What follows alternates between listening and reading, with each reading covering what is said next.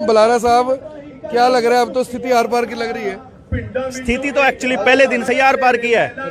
लेकिन सरकार क्या कर रही है कि जो तीनों कानून वापस लेने हैं ना, जो सरकार ने, अब इनको ये लग गया कि तीनों कानून तो वापस लेने पड़ेंगे, तो किसानों की जमीन हथियाने का कोई दूसरा रास्ता ढूंढना पड़ेगा।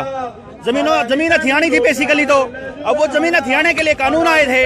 कानूनों पे किसान अड़े बैठे हैं। उन्होंने देख लिया कि ये तो हटने वाले हैं नहीं, तो बैकडोर से जमीन बेचने का रास्ता ले आए। एक नया अधिग्रहण कानून ले आए कि आपकी सहमति नहीं चाहिए।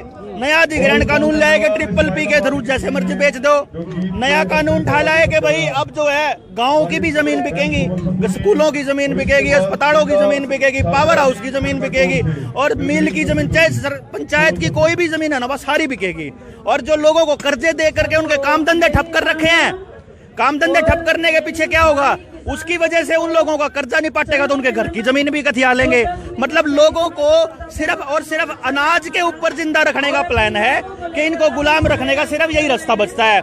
इसी बहाने ये नई बीमारी लेके आए, इस बीमारी को महामारी बनाया।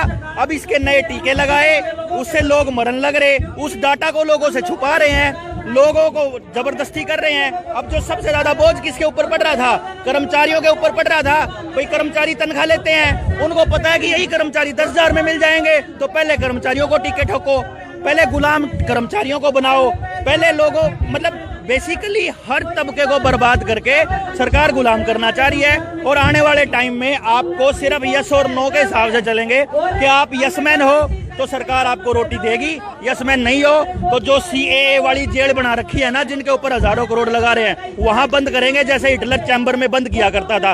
ये खेल चल रहा है। एक बात बताओ बलारा साहब, ये जो खूंटे टंगड़े हैं, खूंटे लगा दिए, आज टेंट लग रहे हैं, इसको किस तरह से डिफाइन करोगे? ये नरेंद्र मोदी के राजनीतिक जीवन के कफन में लगी हुई कीले हैं, ये खूंटे नहीं है।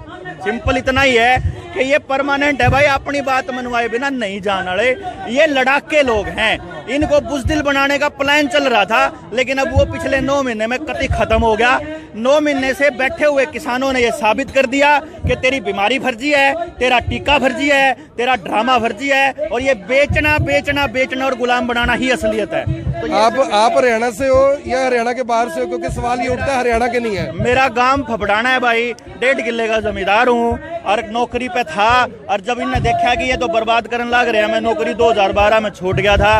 अरे अपना छोटा मोटा धंधा कर ले, वो नवे भी नहीं छोटे। आपके पास